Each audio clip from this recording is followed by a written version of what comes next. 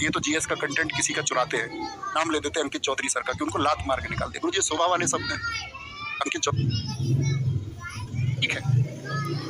फिर गुरुजी जीएस पर आते हैं कि ये तो जीएस का कंटेंट किसी का चुराते हैं, नाम ले देते हैं अंकित चौधरी सर का कि उनको लात मार के निकाल दे। गुरुजी शोभा वाले शब्द हैं। अंकित चौधरी सर से मेरी आज भी बात होती है। 15 अगस्त मेरे पास मैसेज है। 15 अगस्त को जब मेरी हिंदी की मैराथन थी तो उनका एक इवेंट होना था। मैंने मैसेज किया गुरुजी को, गुरुजी मेरा इवेंट है, बच्चे जुड़ रहे हैं, डिस्ट्रैक्ट होंगे। उन्होंने बोला ठीक है जी, मैं इसको शाम को कर लेता हूँ। आपको गुरुजी कोई आधार था इस बात का कि मैं उनका कंटेंट चुराता हूँ? उनके आपको पता भी है वो कौन से विषय पढ़ाते हैं, मैं कौन से विषय पढ़ाता हूँ जीएस में? उनके विषय ज्योग्राफी और इकोनॉमिक्स है।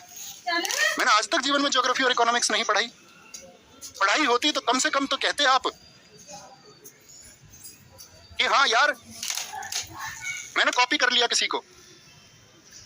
पूरे YouTube पे अगर सिंगल वन पर्सन ये कह दे कि मैंने ये कंटेंट इस किताब से एज इट इज पर्सन लिए होंगे मैंने किताबों से कवर करने के लिए। मैंने गुरुजी कभी कंटेंट ऐसे नहीं उठाया कि इसकी इस क्लास से, खुद अपने दम से प्रयास करके बच्चों से बोलता था एक्सपेक्टेड।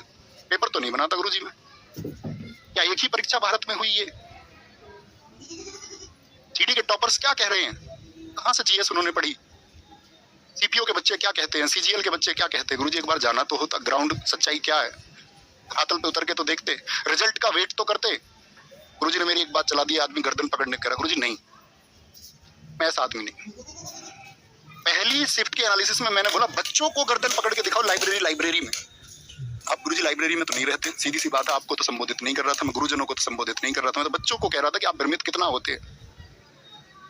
मैंने आपका निजी नंबर खोजने की बहुत प्रयास किए, मेरे पास मैसेज है, मेरे पास सबका है, मेरे पास नंबर नहीं है, मेरे पास नंबर नहीं है। गुरुजी का यहाँ भी पेट नहीं भरता। गुरुजी कहते हैं लोग व्यापारी हैं, शिक्षा को इन्होंने धंधा बना दिया है। तुम सारे मेरे सामने हो गुरुजी। मैं अगर हिंदी का कोर्स लॉन्च करता ना तो उसको लाखों बच्चे लेते, ये मेरा आत्मविश्वास है। लाखों बच्चे मैं नहीं लेके आया। मैंने बच्चों से बोला यूट्यूब पे दम चाहिए इस बात के लिए कि मैं पेड कोर्स नहीं लेके आऊंगा अपना हिंदी का। कोई कई सालों से डिमांड है, नहीं लेके आया। बच्चों ने मुझसे बोला गुरुजी मैं जीएस का कोर्स लेके आऊँ ना, उसको लाखों बच्चे लेंगे। मैंने बच्चों से क्या बोला, नहीं मैं जीएस को फ्री ऑफ कॉस्ट यूट्यूब पे कराऊंगा। और मैं आज फिर कह देता हूँ इस बात को, पहले तो बोला ये नहीं लेके आऊंगा मैं पेड कोर्स। हम व्यापारी हैं गुरुजी। हमने जब पढ़ाना शुरू किया तो हजारों रुपए के कोर्सेस मार्केट में आते थे, 2000, 3000, 4000, 5000, 6000, 8000। हम 500 से 1000 के बीच में कोर्स ले आए तो मिर्ची लग गई सबको। आज जो आप कोर्स देखते होंगे ये ऐसे ही नहीं आए हैं धरातल पे, ये लाए गए हैं।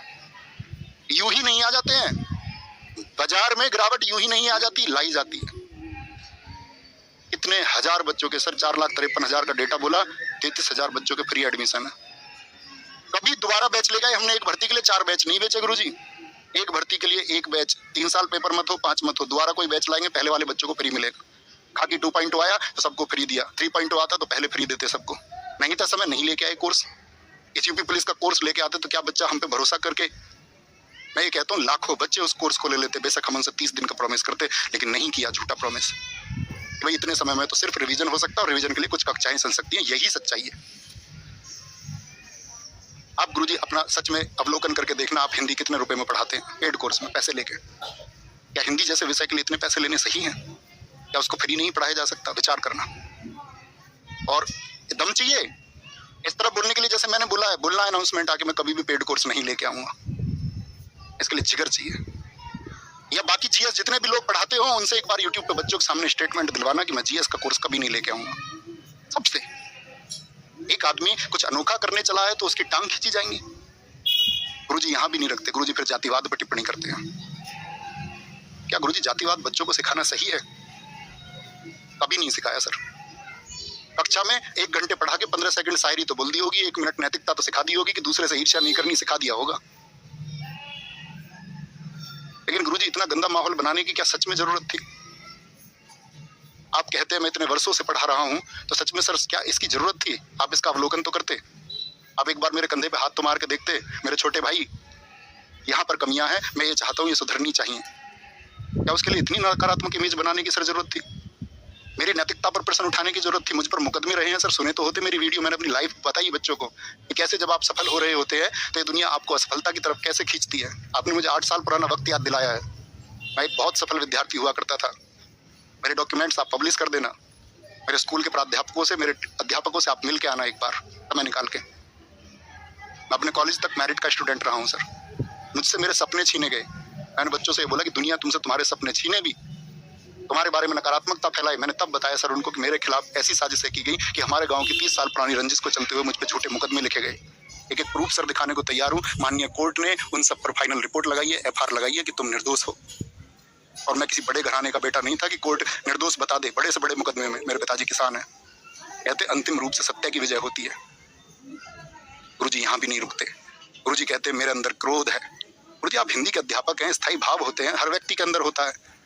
मुझे खराब नहीं लगेगा कि आप मेरे बारे में कुछ बोलेंगे या अभी आप सुनेंगे तो आपको खराब नहीं लगेगा, जबकि मैंने सब कुछ सत्य बोला है। तो सोचो झूठ कितना बुरा लगता होगा अगर सच खराब लग सकता है तो। तमाम वीडियो आएंगे मेरे भाई, क्या क्या कहा ना जाने, कितनी बातें हैं कि मैं इको गार्डन के टाइम पे भाग गया। प्रूफ देखोगे तो रो जाओगे। अरे 4 पुलिस वाले आ गए। सिकंदराबाद लालपुर तिराहा जिला बुलंदशहर उत्तर प्रदेश में 10 PAC की गाड़ियां सी। सुबह से बच्चों की गिरफ्तारी शुरू हुई।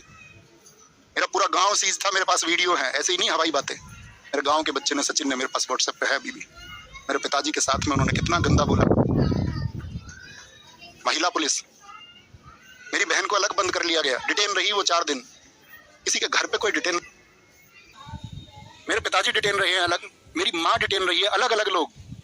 हम कहते तो लोग उन्हें नहीं और नहीं देंगे।